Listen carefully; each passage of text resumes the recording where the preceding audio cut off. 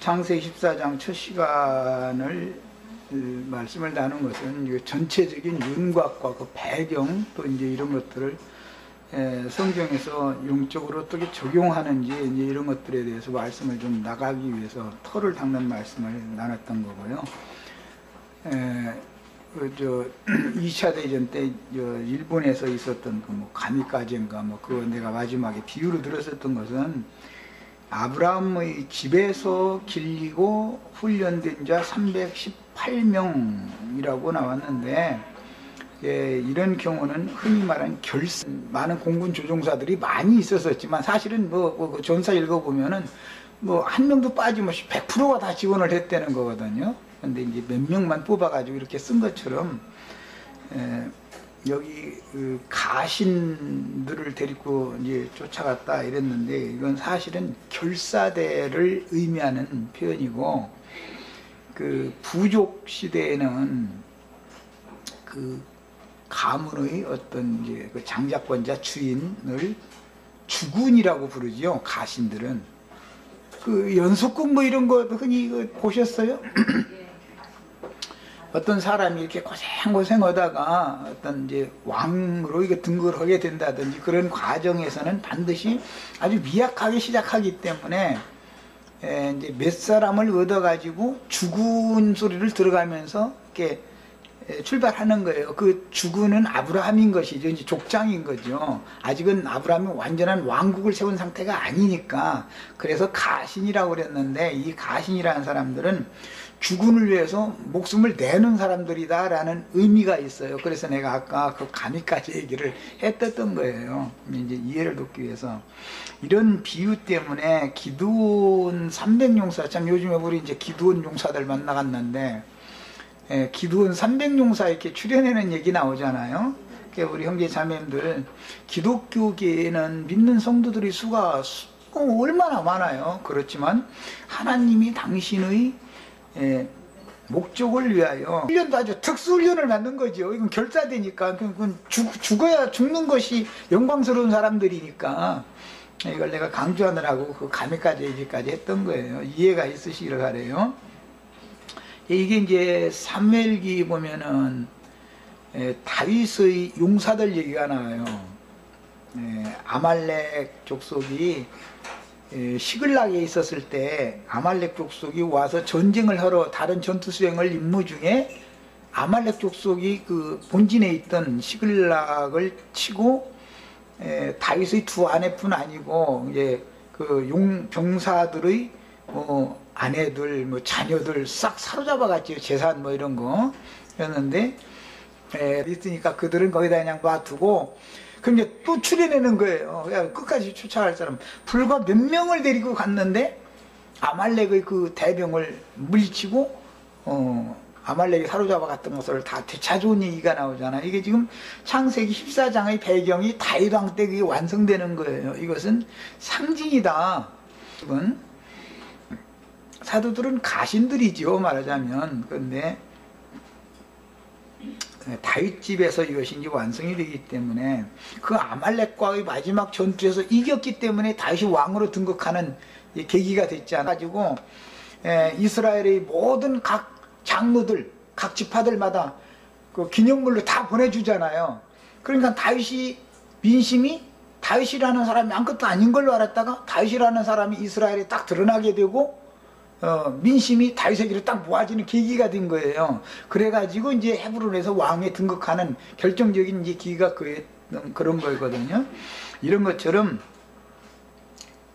이때 당시 아브람이라는 사람은 일이 일어나게 하고, 그 강대국들의 전쟁에 롯이 휘말렸고, 롯 때문에 아브람이 개입을 안 할 수가 없게 되는 거예요. 함께하는 하나님이 정말로 모든 것들을 주장하고 권세와 능력이 있는 하나님이다. 그래서 이제 맨 마지막 단락에 보면 그때 당시의 살렘, 그러니까 예루살렘의 왕이었던 멜기세덱이라는 그 왕이 아브라함에게 와가지고 축복을 해주잖아요.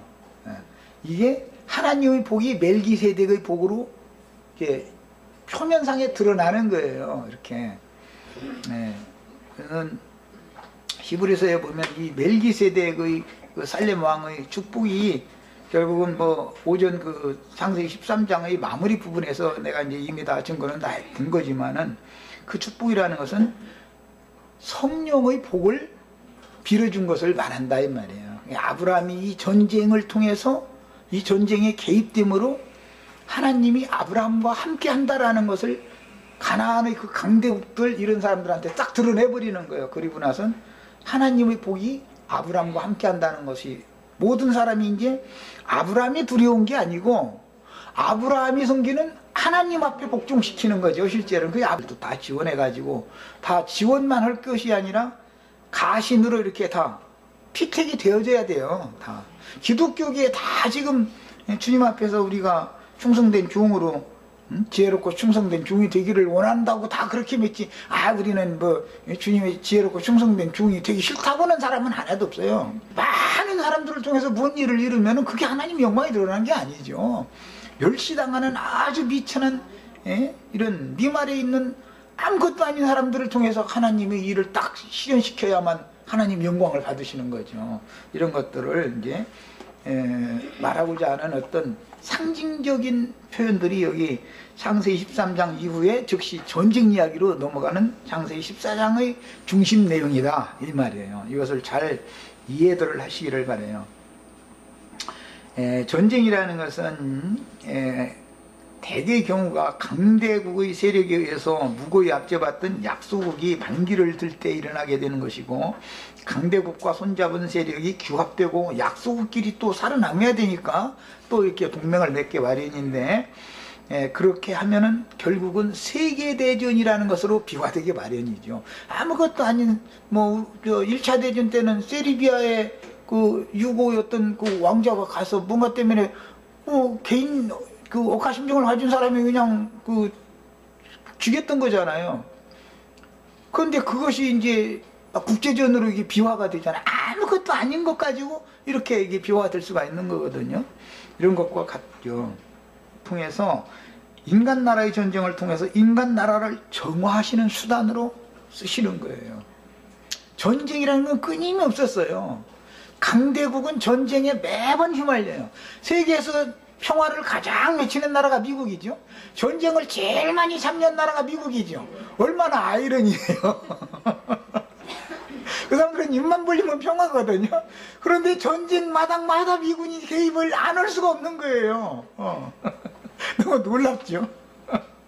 그러니까 그것은 입으로는 평화를 외치지만 실제로 속에서는 우리 패권을 적에게 넘겨주고 싶지 않다라는 야망이 다 있다는 것이지요. 이런 걸 다 할 수 있죠. 그 다음에 전쟁의 이제 참화를 겪고 나면 사람들이 정신세계가 딱 바꿔지는 거예요. 전쟁 분위기가 일 때는 그 이제 악한 바람, 전쟁 바람이 불 때는 막 뭐 일본 그 히데요시인가 그 미친놈이 막 전쟁하자고 하면은 얼쏘고 막 이 난리를 내다가 전쟁을 해서 끝나서 패전을 딱 하고 나면은 평화라는 것이 얼마나 중요한가라는 것을 사람들이 이제 이 생각이 바꿔져 버리는 거예요. 그 바람이 잠잠하게 자버리면 평화 바람이 부는 거죠, 이제. 그런데 지금은 일본 놈들이 우경화가 자꾸 돼가지고 뭐 독도가 저기다라도 이렇게 되지도 않는 트집을 자꾸 잡아서 하는 것은 그 사람들이 야망을 사실은 지금까지 그냥 이게 슬쩍 감추고 있는 것이지, 발톱을 이렇게 감추는 오랑이나 사자나 이런 것과 같이 이러고 있는 것이지, 그놈들 믿으면 안 돼요, 절대로. 이렇게 하면 또 국제분쟁 또 일으키는 사람이라고 할 겁니다. 마찬가지죠. 인간들은 겉으로는 다 좋게 하자 그러지만 사실은 속으로는 자기 입속 차릴 건 다 차리고 나서 좋게 하자라는 말이지, 내 것을 손해봐가면서 좋게 하자라고 생각한 사람 하나도 없어요. 나부터도 그래. 나부터도 내 것 손해봐가면서 좋게 하자는 것이 어디가 있어. 내 것은 다 챙기고 너희 것 가지고 서로가 또 나눠 먹자 이 말이지. 나는 그래. 나는 그러니까 그러니까 전쟁이라는 것이 끊임없이 일어날 수밖에 없는 거예요. 일본 사람들도 저희 나라 그것도 넓은 땅에서 저희끼리 그냥 해서 잘 평화롭게 잘 살면 되는데 뭐 그렇게 되지 않는 놈의 욕심을 내고 그래서 하는 거 보면 사람의 욕망이라는 건, 인간들 욕망이라는 것이 없죠. 그 다음에 이 전쟁이라는 것은 필수적으로 말씀이 전파되는 아브라함의 하나님이 드러나는 계기가 되는 거다. 아브라함의 하나님, 이삭의 하나님, 야곱의 하나님이 하나님을 모르고 교만방자에 행하고 모든 면에서 죄악이 관영한 상태 때 전쟁을 일으켜서 이렇게 심판하는 거기 때문에 그런 하나님을 마음에 두려고도 하지 않고 인간이 스스로 하나님이 되어져 있는 이런 세계를 하나님이 심판하셔서 하나님의 말씀 앞에 복종시키는 수단이다 이거예요. 그러면 하나님을 섬기는 사람들이 그때 하나님 앞에 쓰임받게 되고 그 소수의 무리를 통해서 하나님이 이제 영광을 받는 거죠. 우리 형제 자매님들도 주님의 나라를, 모든 나라를 세울 때 앞장선 오늘 말씀에 이제 가신들이라고 하는 이 사람들은 공신이 되는 거예요. 결국은 공신. 우리 자매님들 다 주님의 나라, 세상 나라가 주와 그 그리스도의 나라가 되면 다 1등 공신 해가지고 영원토록 영광 받으시길 바래요. 난 아주 되게 소망이요. 하여튼 우리 형제 자매님들 다 이렇게 되기를 난 바라는 거예요. 지원자에 얼마나 많겠어. 근데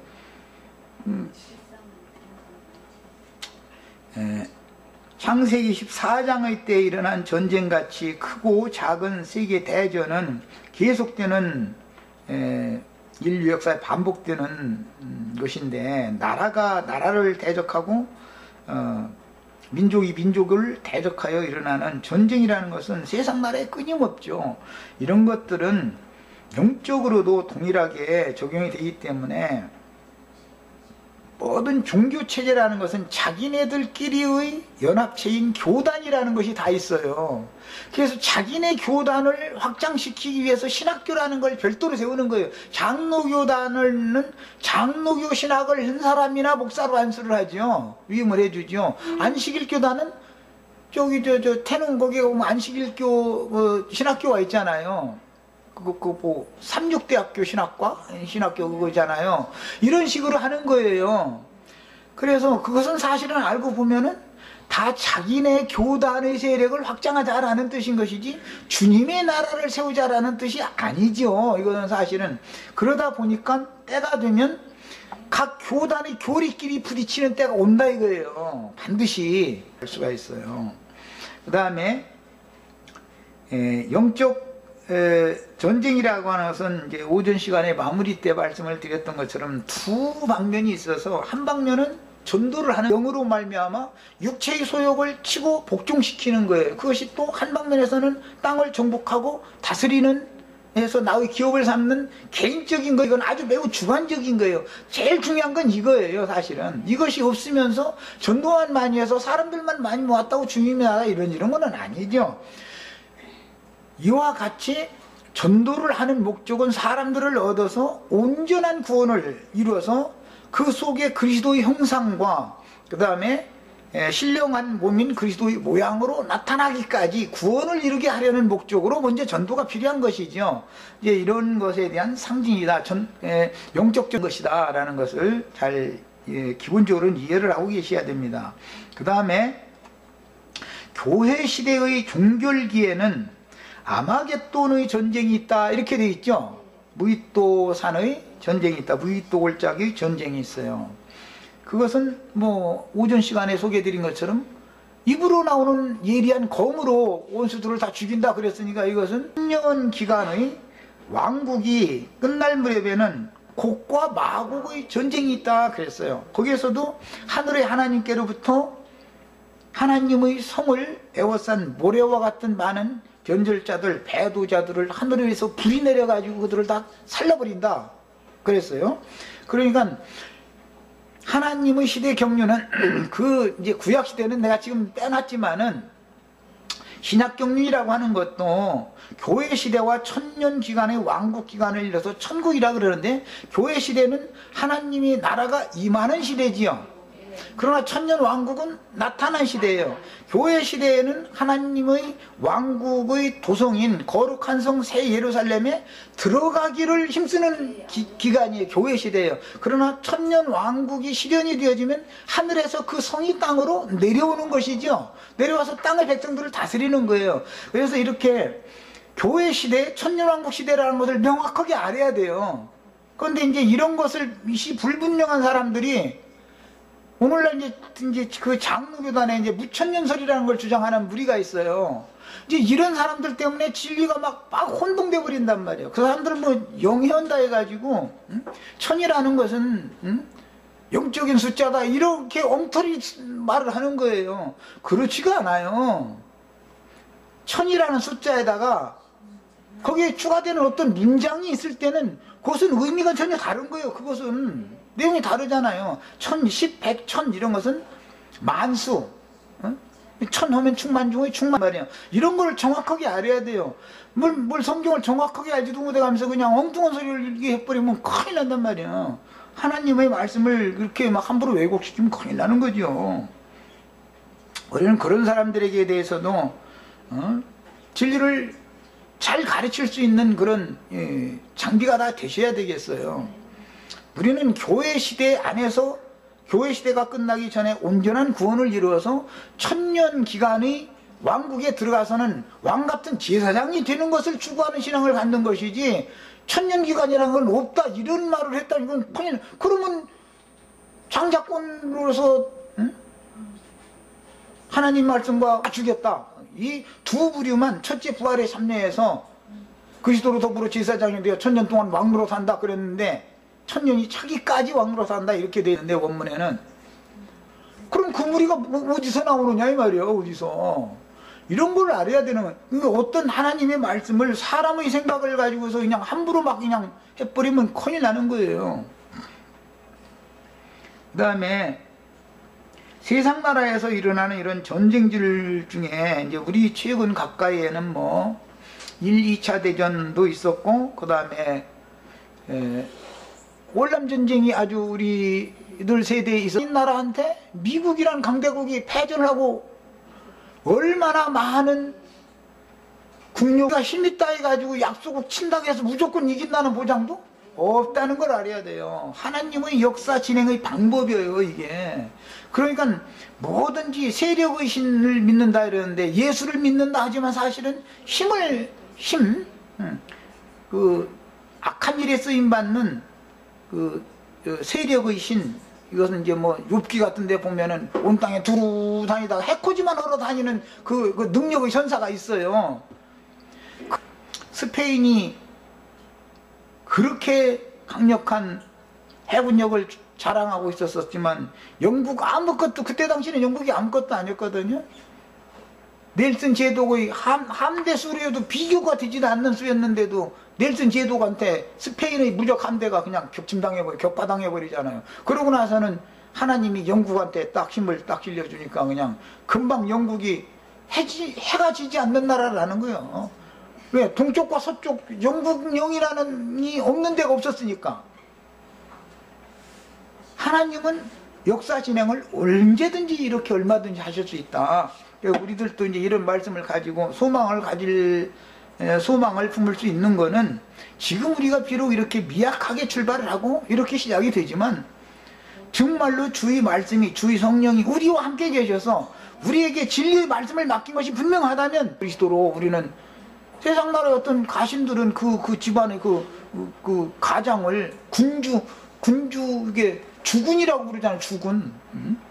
하면서 막 그 사람들 뭐 연속곡에 나오는 거 보면 막 칼로 막 손 베가지고 막 충성을 다 하는 거예요. 그런 소수를 얻으면은 우리는 이런 세상 나라의 어떤 이치를 영으로도 적용할 것을 배우시는 거예요. 우리 형제 자매님들은 반드시 이런 데 대한 소망을 가지셔야 되겠어요. 나 혼자 꿈을 꾸는 게 아니에요. 이 꿈 반드시 이루어져요. 세상에서도 꿈은 이루어진다. 그러면 뭐 축구 시합 하는데 보니까 뭐 이렇게 해서 그 꿈은 이루어진다 해가지고 빨간 옷 입은 사람들이 그렇게 해놨더만 맞아요. 꿈은 이루어져요. 그런데 꿈을 개꿈 꾸지 말고 이렇게 계시가 분명한 꿈을 딱 꾸는 거예요. 이 꿈을 가지고 있으면 꿈을 주님이 이루어 주신단 말이에요. 꿈이라는 게 믿음이잖아. 응? 믿음은 반드시 이루어지는 거예요. 믿음이 말하는 것들의 실상이단 말이에요. 이런 꿈을. 그래서 난 자꾸 꿈을 심어주는 거예요. 자꾸 꿈을. 내 임무는 이거예요. 그 꿈을 이루는 거 이제 각자 이제 소명으로 들어가는 문제고. 주님께서 나에게 이 소명을 맡긴 거예요. 그러니까 나에게 먼저 이런 꿈꾸게 만들고 나서는 자꾸 꿈얘기 하게 만드는 요셉이고 꿈얘기 때문에 고난당했어. 예. 저 꿈쟁이 꿈이 어떻게 이루어지는지 보자 하고서는 했는데 그렇게 고난당한 거잖아요. 그런데 꿈은 반드시 이루어져요. 예. 우리 형제, 전쟁이란 본래 사단의 반역에서부터 이게 기인되는 거예요. 전쟁. 인간 나라가 있기 전에 영들의 세계에서 마귀가 되어진 루시퍼가 하늘 군대 중에서 반역자가 되어져 가지고 하나님의 왕권에 도전을 한 거잖아요. 여기서부터 이게 전쟁이라는 건 마귀와 그 사자들을 무조갱에다가 가두어서 영원한 불못에 갔다가 심판해버린 천년 기간이 끝날 때까지는 전쟁이 계속되는 거예요. 사단이 창조주의 절대적인 권한에 대항하여 반기를 들고 하나님의 창조 세계를 자기 자신의 영역과 권세하에 두려는 야망으로 하나님의 왕권에 도전한다는 것은 하나님의 왕국을 침탈한다라는 뜻이단 말이에요. 실제로는 침범하여 강탈하고 불법적인 마귀의 정부인 세상 나라를 수립한 데서부터 전쟁이 오는 거예요. 하나님의 나라와 세상 나라는 그래서 완전히 반대편에 서서 전쟁하게 돼 있는 거예요. 본래 하나님께서, 지금부터는 이제 잘 들으셔야 돼요. 이것은 계시가 필요해요.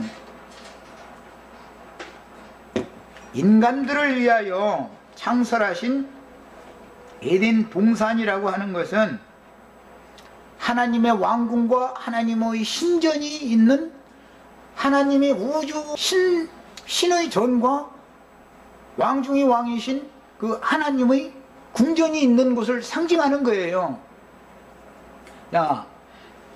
그 에덴 동산은 원래는 평화와 안식과 살게 했던 아담 부부가, 하나님의 목적은 그 아담 부부가 하나님 앞에 복종하고 순종하고 함으로 땅을 정복하고 다스리게 하는 권위를 아담 부부를 통해서 이어가게 하려는 거였었던 것이죠. 하나님 원래의 계획은.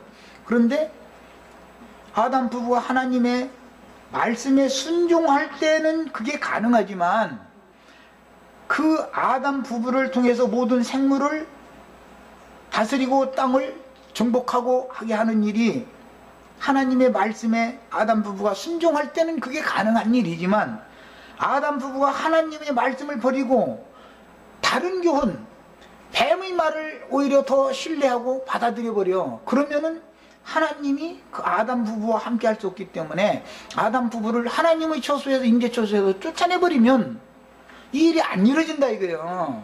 하늘이 내리는 그 은혜를 따라서 안전하게 보호를 받으며 평화를 누리도록, 그리고 영원히 세상 나라를, 땅을 정복하고 모든 생물을 다스리게 하려는 것이 하나님의 계교 목적이었지만 악한 자 마귀가 아담 부부를 미혹하기 위하여 들판에 있어야 되는 뱀이 에덴 동산으로 슬그머니 들어오는 거예요.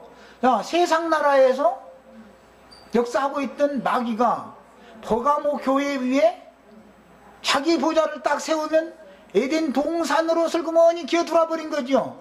그러면 세상 나라만 마귀 나라가 아니고 교회까지도 다 마귀의 세계가 돼버리는 거다 이 말이에요.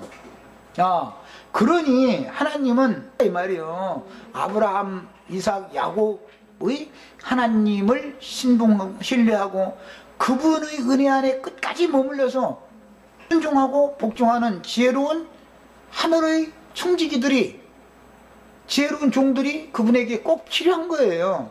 우리 형제 자매님들 여기에 다 그냥 지원만, 그냥 일반적으로 기독교인들처럼 지원해가지고 낙방할 바에는 뭐 지원할 필요도 없어. 예. 여기에 끝까지 붙어 있어야 되는 거예요. 그러고 보니까 나 형제도 말이야, 자기 모임 막 견학 경고하게 세우려고 그러는, 사실은 나도 그 말이에요. 하늘의 장작교회가 이곳저곳에 온 지구상에 세워져야 되는 거예요. 꼭 우리는 그 기초가 되는 서울교회는 그런 시작점이 된다라는 것을 나는 소망을 지금 말하고 있는 것이고, 우리 의심만 가지고 되는 것은 아니에요. 이런 이상과 계시가 온 지구상에 이게 전파가 돼야 된단 말이에요. 그래서 이 장작교회를 실행하는, 이상을 실행하는 무리들이 전 세계적으로 이게 일어나야 되는 거예요. 반드시 이게 일어나야 돼요. 그래야 주님의 나라가 반드시 실현된다는 거, 나는 이걸 철두철미하게 믿고 있어요. 아주. 그러니까 난 누가 뭔 얘기해도 나는 눈 하나 끔찍 안 해. 누가 나한테 욕을 해도, 욕도 뭐 당연한 뭐 일인데 뭐 이게 무슨 공산주의가 아닌다며 100% 찬성이라는 게 어디가 있어. 김일성이 나라에서나 그게 통하는 거고, 반대표가 많이 나와야 되는 것이지. 그래야 우리는 더 많은 것을 깨닫잖아요. 반대자들이 있어야 더 많은 걸 깨닫죠. 사람 폭도 넓어지는 거고, 그냥 무조건을 쏘는 맹신자들만 모여갖고는 안 껐단데. 우리 형제 자매들 그러니까는 나한테 자꾸 반기도 많이 들어보셔. 그런데 영적으로 반기를 들으라는 말은 질문을 좀 많이 해서 많이 깨달으라는 뜻으로 말하는 것이지, 괜히 또 이렇게 사단이 하나님 대적하듯이 그렇게 하라는 뜻이 아니에요. 또 말도 잘못하면 또 큰일 나겠네 이것도 또.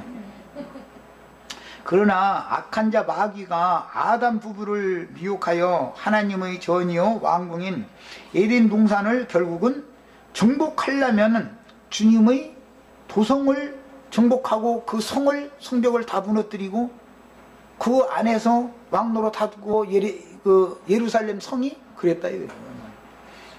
그들이 하나님의 말씀에 순종하고 하나님의 은혜 안에 머물러 있으면 하나님은 반드시 이스라엘 나라를 지켜주셔요.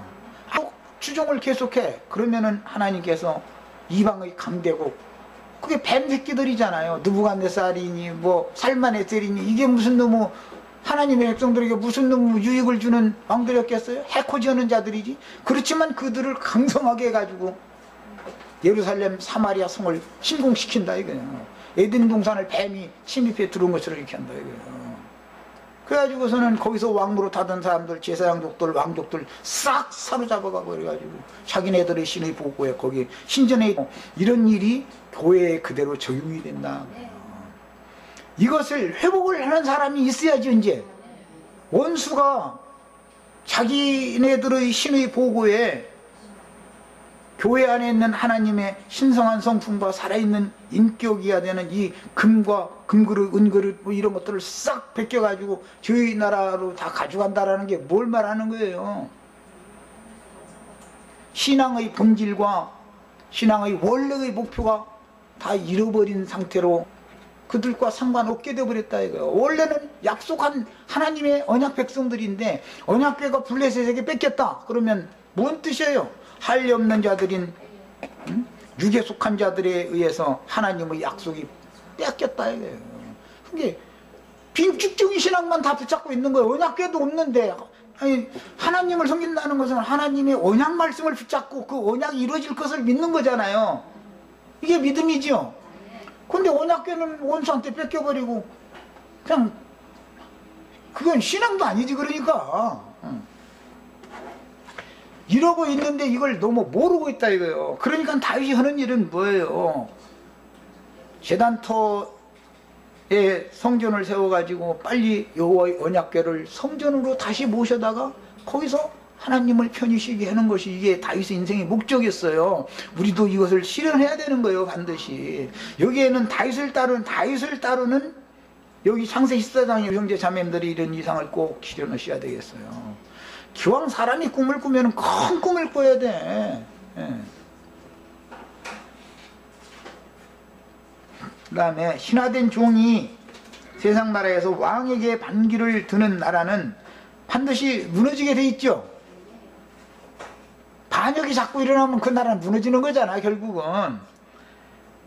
이런 것은 마태복음 12장에서 예수님이 사탄이 스스로 자꾸 저희끼리 다투면 그 사탄 나라가 무너지지 않겠냐.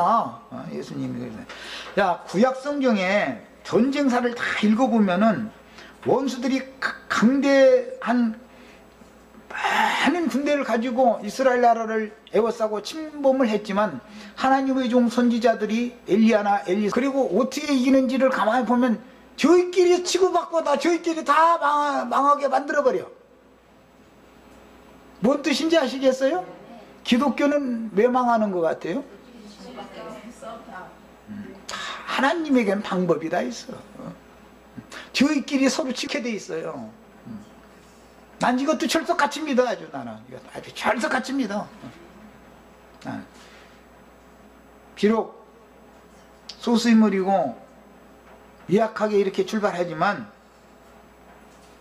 강성한 기독교계의 그런 큰 권세자들이 저희끼리 치고 받으면 큰성 바벨론은 그런 방식으로 무너지게 돼 있다라는 걸 나는 아주 너무 철두철미하게 안 믿어. 아니 그냥 믿는 게 아니라 믿어져. 그냥 아주 자연스럽게 믿어져. 아주 우리 형제 자매들이 무슨 힘이 있어서 기독교를 가서 무너뜨리겠어요? 기독교는커녕 어떤 예배당 목사님 한 분도 굴복 못 시켜. 그래도 하나님은 다 하시는 방법이 있어요. 형제 자매님들이 말씀을 진리를 정확하게 깨닫고 진리의 하나님을 끝까지 붙잡고 쫓아가만 있는 이 무리만 보존된다면 하나님은 그들을 지키시기 위해서라도 원수들 강성한 자들을 저희끼리 싸우다가 무너지게 만드실 수가 있어요. 그렇게 하시는 거. 이게 원수들끼리 저희끼리 싸워.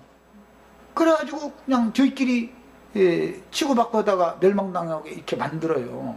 그냥 선지자들은 눈 하나 끔찍 않잖아요. 그 많은 대군이 저도 당신만 정신 차리면은, 당신만 여호와의 말씀에 순종만 잘한다면은 하나님의 나라를 틀림없이 지키니까 걱정하지 말라고. 그냥 태평하고 있어요. 아주 선지자들은. 이런 게 다 그들에겐 그런 믿음이 있었다 이거예요. 하나님과 교제를 그렇게 나누고 있는 사람들이었으니까. 그 다음에 하나님은 타락하여 사단의 반역에 가담한 사람을 회복시켜서 그분의 정부를 다시 세우고 그분이 계획하신 평화와 안식의 나라를 이런 방식으로 반드시 이루고야 말 것입니다. 이런 것은 진리를 아는 우리는 하나님이 어떻게 큰 성 바벨 나라를 세우실 것인가를 믿음으로 우리는 이것을 성경의 모든 전사들을 이렇게 해석을 스스로 영어로 다 할 줄 알아야 되겠어요.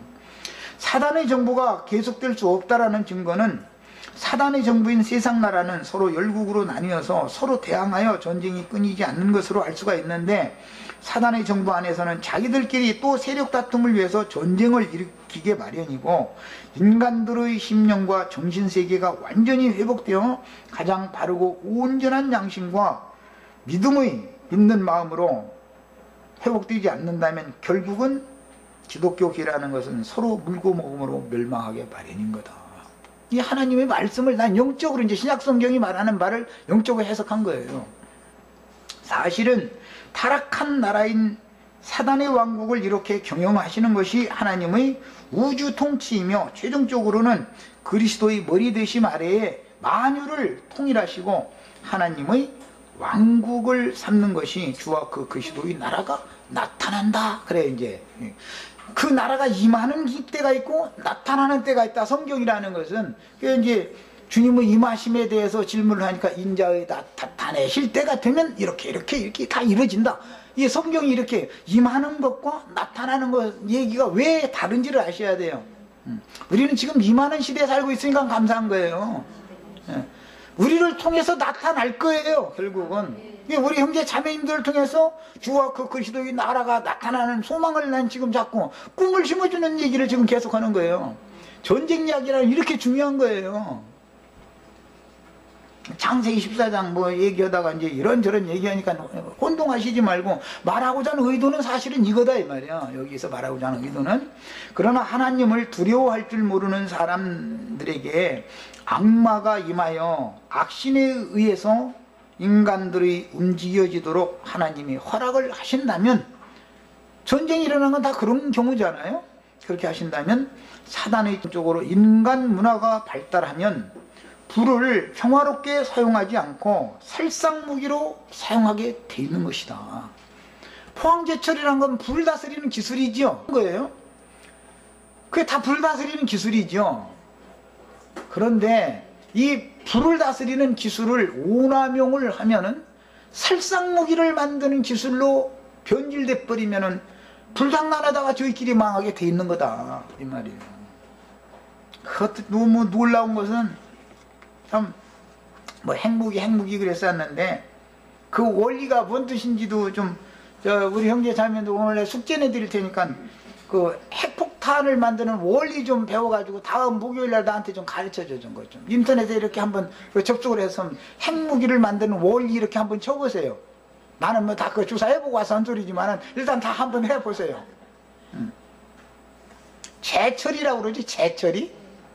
핵을 재처리한다. 먼저 1차 처리하는 것은 전기 만들지요, 지금. 원자로를 통해서 핵물질을 갖다가 불태워가지고 그 화력을 통해서 전력으로 바꿔서 우리가 지금 이렇게 그냥 불 켜고 있는 게 다 지금 핵물질 태워가지고 만든 것이죠. 1차 처리한 거예요. 1차 처리를 하면은 평화롭게 이용이 되지만 재처리를 한다라는 것은 전기 만들고 남은 찌꺼기 재가 있어요. 이것을 아주 처치곤란이 아주 원자력 발전소가 많은 나라는 그 재 속에는 2차 폭발을 일으킬 수 있는 어마어마한 잠재 화력이 있는데 그것을 재처리를 하는 기술을 이뤄서 핵무기 만든다 그러는 거예요. 예, 여기까지만 하는 거예요. 핵물질이라는 것은 1차 물질을 통해서는 평화롭게 이용되는 발전의 용도로 전기를 만들 수가 있지만 그 재 속에도 여전히 어마어마한 화력을 나타낼 수 있는 물질이 있어서 그것을 다시 뽑아내는 거예요. 이 발전소에서 사용하고 남은 재를 갖다가 그거 뭐 저 바닷속 막 이런 뭐 해서 영원히 그거 폭발 않게 하는 이런 거 만들어 막 시멘트 막 벽이 뭐 몇십 미터씩 되게 만들어 가지고 거기다 갖다 넣는 거잖아요. 그런데 이게 잘못돼 가지고 만약에 각 나라마다 지금 바닷속에다 다 그거 만들어 놓고 있는데 하나님이 지각판 움직여 가지고 그거 다 깨뜨려 버리면은 바다가 불이 붙어요, 안 붙어요? 나는 하나님이 저 성경에 바다 불 붙었다고 하면 난 그런 것도 다 알아. 어떻게 불이 붙습니까? 바다가.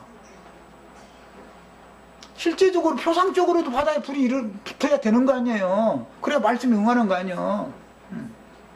불 붙은 유리바다다 그러는데 바다에 불이 붙었다. 그 다음에는 바다가 다시 없고 그 다음에는 뭐 영영한 불못이 나오고 이렇게 되는데 얼마나 재처리해야 될 핵물질을 갖다가 그냥 이게 딱딱 돌아가 버려. 땅이 다 했다가는 체르노빌 그 사건이 있었었죠. 발전소 그 땅속에다가 그 재처리 물질 했다가 그게 잘못해서 조금 공기 한 방울 나오기 시작하더니 나중에는 많이 나오는데 가서 막을 내야 누가 그 한 근처에 가려고 그러나? 그거 노출되면 지가 죽는데 핵기술자들도 아예 남으려고 다 도망가 버린가 그 난리가 났던 거 아니에요. 땅에 조금 눈화덕했던 것도 그렇게 어마어마한 피해를 입히고 있는데 지금 세계 각국이 자기네 나라 주변 바닷속에다가 그것을 그렇게 잔뜩 갖다 수십 년 수백 년 동안 저장을 해놓으면 하나님이 때가 되면 지각판 딱 깨뜨려 버려가지고 큰 지진을 일으키고 뭐 이게 하면은 그 뚜껑 홀딱 열으면 하나님이 인간이 아무리 잠가도 소용없어. 하나님이 열라고 맘만 먹으면 홀딱 열어버려. 나는 이런 것도 다 믿고 있어. 뭐 물론 우리나라는 그 원자력 발전소가 더 많으니까 뭐 재처리할 물건 외국에서 사오고 말고도 북한은 사다가 만들지만 우리는 그냥 저 바닷속에 갖다 있는 것 갖다 그냥 쓰려고 맘먹으면 얼마든지 있죠. 그런 거죠. 그런데 소돔과 고무라가 뭐 분석균 우박이 막 달렸다 이러고 계시록에서 중수 한 달 남던 아들 참 많이 했네요. 자, 이제 여기까지 하고 마치겠습니다.